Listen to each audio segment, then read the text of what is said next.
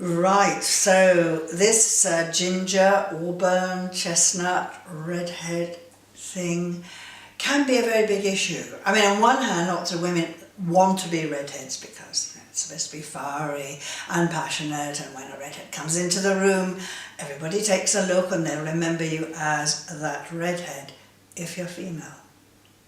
If you're a guy, it is much more problematic.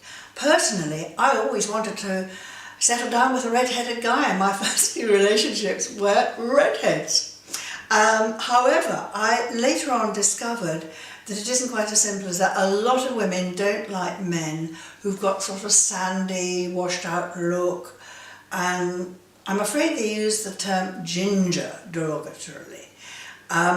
Whereas if you said redhead, somehow it's not quite so bad. Now, how do I know about this? Well, people are quite discreet, they won't always say. But in the old days, when I actually used to show photographs to people before I matched them and let them pick and choose, we don't do that now, by the way, it's not a good idea. What we do now is completely different because people do let their prejudices get in the way. The prejudices that I discovered in the old days, when we did show the photos, was that women did not want to meet guys with ginger hair.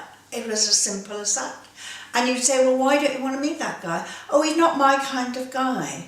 And it was quite difficult to get them to be specific because I think they weren't always aware of the reason for their prejudice themselves. But I am aware of an undercurrent of prejudice against red-headed women, and much more so with red-headed males. It's crazy.